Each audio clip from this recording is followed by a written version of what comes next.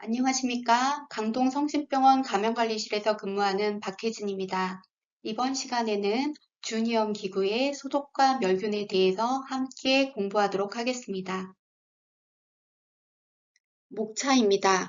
주니엄 기구의 일반적 관리 원칙에 대해 간략히 살펴보고 그 다음엔 주니엄 기구별 관리 방법에 대해서 알아보도록 하겠습니다. 주니엄 기구의 일반적 관리 원칙입니다. 이 이전 강의에서도 많이 보셨을 것 같은데요. 기구의 소독과 멸균의 알고리즘입니다. 주니엄 기구에 해당되는 내용을 살펴보면 무균 조직이나 혈관계에 삽입되는 기구는 아니지만 점막이나 손상된 피부에 접촉하는 기구를 주니엄 기구라고 얘기를 하며 이러한 주니엄 기구의 경우에는 높은 수준의 소독을 적용해야 합니다. 물론 CJD나 특수 병원체에 접촉한 기구의 경우에는 해당 지침에 따라야 합니다. 주니엄 기구의 경우에는 최소한 높은 수준의 소독을 시행하고 상황에 따라 멸균 처리하는 것이 더 안전할 수도 있습니다. 주니엄 기구는 점막이나 손상이 있는 피부에 접촉하는 기구로 세균의 아포를 제외한 모든 미생물이 존재하지 않아야 합니다. 따라서 매 사용 시마다 높은 수준의 소독이나 멸균 방법을 적용해야 합니다. 의료기구의 분류에 따른 소독과 멸균 방법입니다.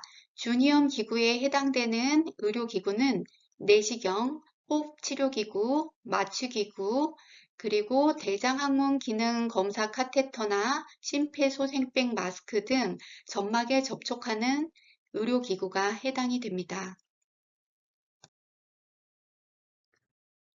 소독 방법은 수준에 따라서 높은 수준, 중간 수준, 낮은 수준의 소독으로 구분이 되며 높은 수준의 소독은 모든 미생물과 일부 세균의 아포를 사멸할 수 있을 때 높은 수준의 소독이라고 구분합니다. 그러면 고수준 소독에서 얘기되는 아포가 무엇인지 아포에 대해서 잠깐 간략히 살펴보도록 하겠습니다. 아포는 특정한 세균의 체내에서 형성되고 원형 또는 타원형의 구조로 되어 있습니다. 세균이 적합하지 않은 환경에 놓여질 경우 아포를 형성하고 휴면 상태를 유지하게 됩니다. 이런 아포는 고온, 건조, 동결, 방사선, 약품 등 물리적 또는 화학적 조건에 저항력이 강하기 때문에 높은 수준의 소독이 되지 않는 한 사멸시키기가 어렵습니다. 이런 아포는 휴지기를 유지하다가 적합한 환경에서 다시 발화하고 성장하게 됩니다. 해당되는 종류로는 바실러스 속균, 클로스트리디움 속균이 해당됩니다. 높은 수준의 소독에 대한 FDA의 정의를 보면 마이코박테리움 스페시즈를 짧은 접촉 시간에 6로그 리덕션, 6로그 감소시킬 수 있는 소독제를 높은 수준의 소독제라고 정의하고 있습니다.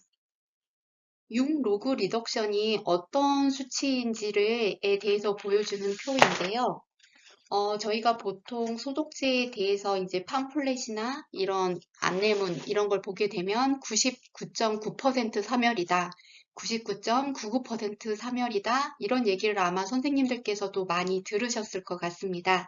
여기에서 그러면 저희가 6로그 리덕션은 어떤 수준인지를 보게 되면 99.9999, 6이 6개 있는 거죠. 6로그 리덕션 감소는 99.9999%의 세균을 사멸시킬 경우 저희가 높은 수준의 소독제라고 얘기합니다.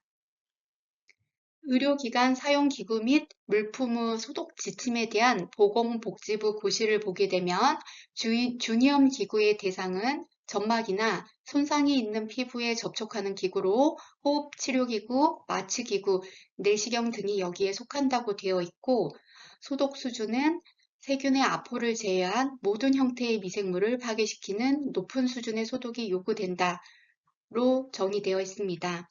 주의사항을 보시게 되면 고온 멸균이 가장 광범위하고 안전하기 때문에 열에 안전한 기구인 경우에는 고온 멸균을 하도록 되어 있고, 화학 소독제를 사용한 경우에는 잔류 소독제가 없도록 멸균 증류수로 깨끗하게 헹궈야 합니다. 그리고 만약에 수돗물을 사용해서 헹구는 경우에는 사용 후 알코올로 헹구고 압력 공기로 건조시키도록 하고 있습니다. 그러면 높은 수준의 소독 방법에는 구체적으로 어떤 방법이 있을까요? 글루타알데히드 혼합 제품이나 0.55% 이상의 올소프탈알데하이드, 7.5%의 과산화수소, 그리고 과산화수소나 과초산 혼합 제품, 그리고 차염소산염을 사용하는 경우 등이 높은 수준의 소독에 해당되는 방법입니다. 높은 수준의 소독제입니다. 아마 소독제 종류에 대해서는 이전 소독제 파트에서 공부를 하셨을 것으로 생각되어 간략히 넘어가도록 하겠습니다. 높은 수준의 소독제는 글루타알데하이드, 오소프탈알데하이드, 하이드로겐 페록사이드, 페라세틱 애시드, 그리고 페라세틱 애시드와 하이드로겐 페록사이드의 혼합물, 이렇게 구분이 될 수 있는데요. 각각의 소독제마다 장점과 단점이 있으므로 해당되는 내용에 대해 숙지한 후 적합한 소독제를 선택해야 합니다. 그러면 이 시간에는 주요 주니엄 기구의 관리 방법에 대해서 하나씩 살펴보도록 하겠습니다. 내시경 기구의 경우 종류가 아주 다양한데요. 일단 무균 조직으로 들어가는 내시경이 있습니다. 이런 경우에는 매 사용 전 멸균을 시행해야 하고, 만약 멸균할 수 없는 기구인 경우에는 최소한 고수준 소독을 하고 소독 후 멸균수로 헹구도록 되어 있습니다. 내시경에 넣는 재사용 부속물의 경우에는 환자마다 기계적 세척을 하고 멸균을 시행하여 사용하여야 합니다. 내시경 기구 중 흔히 사용하는 연성 내시경에 대해서 알아보겠습니다. 연성 내시경은 위 내시경이나 기관지 내시경, 대장 내시경 등과 같은 내시경을 말하고 다음과 같은 절차에 따라 소독합니다. 전세척은 사용 직후 침상 옆에서 시행합니다. 세척제를 묻힌 거즈로 내시경의 외부 표면과 선단 부분을 닦아내고 내관은 세척액을 충분히 흡입하도록 합니다. 그런 후 이송용기에 담아 즉시 세척실로 이송합니다. 그 다음에 리크 테스트, 누수 점검을 하게 되고요. 내시경 기구의 세척에는 효소 세정제를 사용합니다. 이러한 세제는 살균력이 없기 때문에 1회 사용 후 폐기해야 합니다.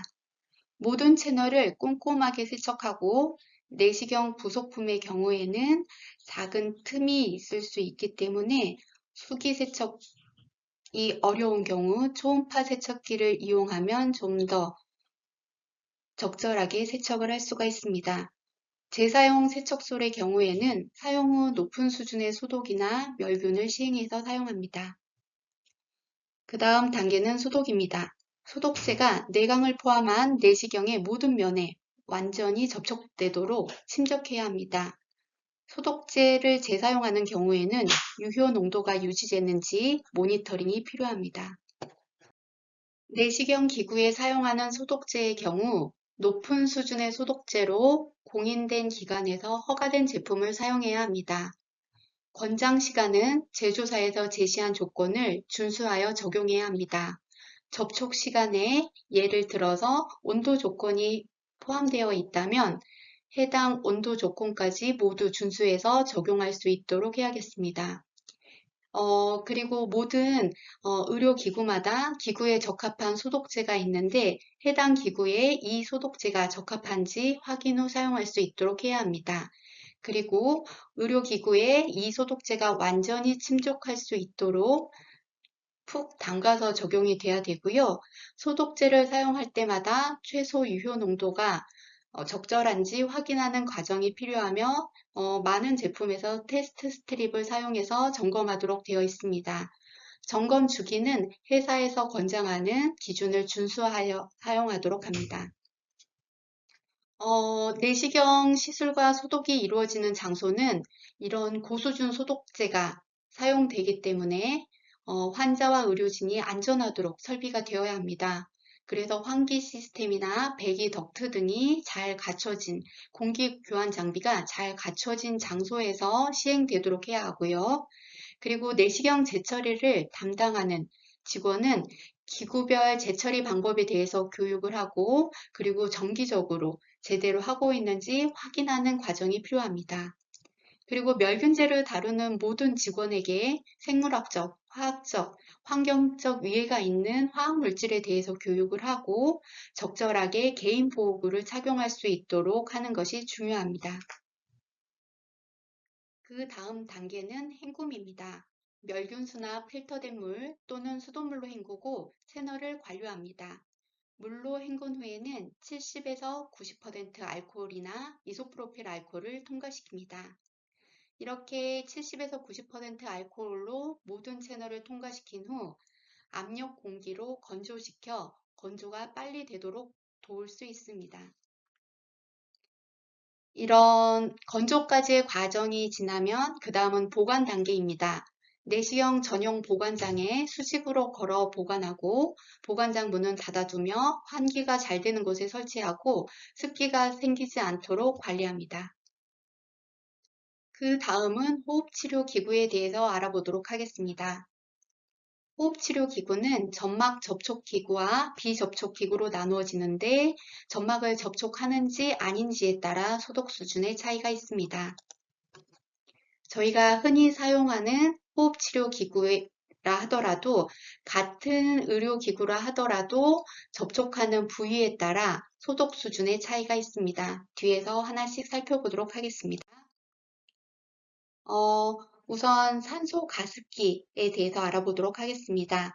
일단 균형 기구로 높은 수준의 소독제에 내부 표면이 접촉될 수 있도록 담가야 하고 멸균 중류수로 헹군 후 건조해서 사용하도록 하고 있습니다. 저희가 O2 플로우메터와 O2 보툴로 저희가 구분해서 볼 수 있는데요. O2 플로우메터는 위에 이렇게 계기판이 있는 이 부분을 O2 플로우메터라고 하고요. 이 아래쪽 부분을 O2 보툴이라고 합니다. 그런데 대부분의 경우에 이 두 부분이 이제 같이 연결되어 있다 보니까 한꺼번에 소독을 내리거나 아예 소독을 시행하지 않거나 하는 경우가 발생하는데요. 이 오토 플로우메터와 그리고 오토 보틀의 이 부분은 중간이 분리가 될 수 있도록 되어 있습니다. 그렇기 때문에 소독할 때는 오토 플로우메터는 일반적으로 비유형 기구에 해당이 되고 그렇기 때문에 낮은 수준의 소독을 하시면 되고요. 이 O2 보틀에 해당되는 부분은 주니엄 기구에 해당되기 때문에 높은 수준 이상의 소독을 하시면 됩니다.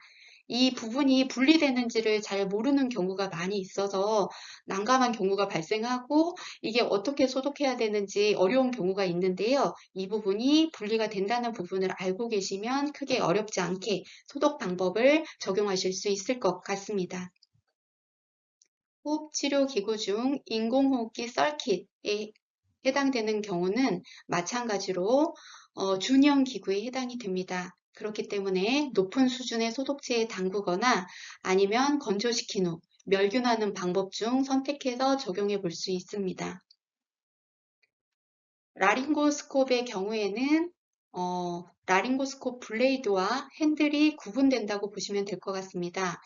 핸들의 경우에는 비유형 기구로 낮은 수준의 소독제로 닦아만 줘도 되지만 이 블레이드의 경우는 직접 점막과 접촉하는 부분이기 때문에 마찬가지로 높은 수준의 소독이나 멸균을 해서 사용하도록 해야 합니다. 호흡치료 기구 중 소생백에 대한 내용입니다. 소생백의 경우 주니엄 기구에 해당되고 이 경우에는 물리적으로 표면을 효소 세척제나 세정제를 사용하여 깨끗하게 세척하고 세척할 때에는 각 부속물이 꼼꼼히 세척될 수 있도록 분리해서 하도록 합니다. 그런 다음 건조 후 중앙공급실에 멸균을 의뢰하여 사용합니다. 자, 그 다음은 주니엄 기구인 안과 기구에 대해서 알아보도록 하겠습니다. 안과 기구는 피부에 접촉하는 기구와 점막에 접촉하는 기구, 그리고 침습적 시술 또는 수술에 사용하는 기구로 나눠볼 수 있는데요. 이 중에서 주니엄 기구에 해당되는 안압계 팁에 대해서 먼저 살펴보도록 하겠습니다. 이 안압계 팁의 경우에는 일단 체액이나 약품이 마르기 전에 가능한 빨리 세척을 하고 표면을 효소 세척제로 깨끗하게 세척한 후 높은 수준의 소독을 하고 깨끗하게 멸균 증류수로 헹군 후 사용하도록 합니다. 이렇게 고수준의 소독을 한 경우에는 보관 과정에서 오염되지 않도록 주의해야 합니다. 그 다음 치과 기구에 대해서 알아보겠습니다. 치료 과정에서 환자의 체액, 호흡기 분비물에 빈번하게 노출되기 때문에 고수준 소독보다는 멸균 방법이 권고됩니다. 연조직과 뼈를 관통하는 치과 기구의 경우에는 위험기구로 분류되어 매 사용 후 멸균하거나 멸균이 어려운 경우 폐기해야 합니다. 치과 기구 중 구강 연조직이나 뼈를 관통하지는 않지만 구강 조직에 닿거나 열 내구성이 있으면서 준위험 기구로 분류되는 치과 기구의 경우에는 매번 사용 후 멸균하는 방법을 적용하도록 합니다. 열에 민감한 준위험 기구인 경우에는 세척하고 최소한 높은 수준의 소독을 시행합니다. 오염 제거가 불가능한 기구의 경우에는 일회용을 사용해야 합니다. 치과 기구 중 손상된 조직이나 구강 점막에 접촉하는 아말감 컨덴서, 버니셔, 미러, 에어워터 시린지 같은 경우 주니엄 기구에 해당이 되고 이러한 경우에는 연조직이나 뼈를 관통하지 않을지라도 멸균을 하는 것이 권장됩니다. 기타 진료 및 검사 기구 중 주니엄 기구에 해당되는 의료기구를 살펴보면 이비인후과에서 사용하는 텔레스콥이나 오토스콥 등 그리고 부인과에서 사용하는 바자이널 스페큘럼이 해당이 되고요. 항문 질 초음파 프로브 그리고 비뇨기과에서 사용하는 방광경 역시 주니엄 기구에 해당이 됩니다. 초음파 프로브에 대해서 좀 자세히 알아보도록 하겠습니다. 초음파 프로브의 경우에는 단순히 피부에 접촉하는 복부 초음파가 있을 수 있는데요. 이런 경우에는 비용 기구로 분류되며 낮은 수준의 소독이 적용되면 됩니다. 그렇지만 점막에 접촉하는 직장 질 초음파나 경식도 심초음파에 사용하는 프로브의 경우에는 주니엄 기구에 해당이 되고 높은 수준의 소독을 시행해야 합니다. 직장용 초음파나 질초음파에 사용하는 프로브의 경우에는 대부분 커버를 씌워서 사용하게 되는데요. 이렇게 커버를 씌워서 사용하고 있기 때문에 이 사용 후 이 커버만 제거 후 사용하면 되는 게 아닌지에 대해서 문의를 주시는 경우가 있습니다. 하지만 이 커버를 사용한 이후에 그 커버를 제거하면서 오염이 되었을 수도 있고 그 커버의 완전성이라든지 이런 부분을 보장할 수가 없기 때문에 커버를 사용한다 하더라도 마찬가지로 고수준의 소독 과정을 거쳐야 합니다. 직장 질 초음파 프로브의 소독 방법은 부드러운 일회용 천이나 거즈로 젤을 우선 닦아낸 후 세척, 높은 수준의 소독, 이후 충분히 헹구는 과정을 거쳐 사용할 수 있습니다. 말로는 너무 쉬운 과정인데요. 실무에서는 적용하기가 아주 어려운 내용이 아닌가 생각이 됩니다.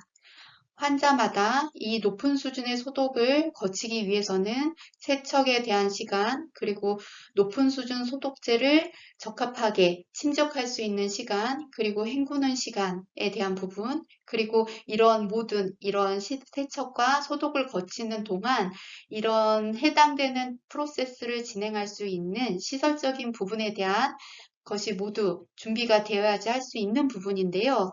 그런 게 갖춰지지 않는 기관에서는 아마 이런 직장 초음파나 질 초음파를 적합하게 고수준 소독하기가 어려울 것으로 생각이 됩니다. 시설적으로 조금 어려운 부분이 있는 기관에서는 몇 년 전부터 티슈 형태로 되어 있는 고수준 소독제가 국내에서도 사용이 되고 있으므로 그런 부분을 적용해 보실 수 있는 방법이 있을 것 같은데 아직은 단가가 조금 높게 책정되어 있는 것 같습니다. 그래서 우리 기관에 적합한 방법이 무엇인지 어떤 방법이 가장 우리 병원에서 효율적으로 사용할 수 있는 방법인지를 점검하셔서 네, 적합한 방법으로 적용해야 되지 않을까라고 생각이 듭니다. 초음파 탐침을 보관하실 때는 오염과 파손이 되지 않도록 청결하고 안전한 방법으로 보관을 하는데요. 예를 들면 보관장이나 멸균, 청결한 소독포로 싸서 보관하는 방법이 있겠습니다. 기타 진료 및 검사 기구로는 점막에 접촉하는 체온계가 있고 이런 경우에는 매회 일회용 커버를 사용하거나 높은 수준의 소독제를 사용하는 방법이 있습니다. 지금까지 준이염 기구에 사용하는 소독 및 멸균 방법에 대해서 공부해 보았습니다. 환자가 사용한 기구는 감염 전파의 매개로 작용할 수 있으므로 기구의 분류에 따라 적절한 소독 및 멸균 방법을 적용해야 합니다. 주니엄 기구는 점막이나 손상이 있는 피부에 접촉하는 기구로 매 사용 시마다 높은 수준의 소독 또는 멸균을 시행해야 합니다. 고수준의 소독제를 사용하는 경우 공인된 소독제를 제조사의 공고사항에 맞게 사용해야 합니다. 그리고 사용한 기구를 적절히 재처리할 수 있도록 절차를 수립하고 관리 체계를 마련해야 합니다.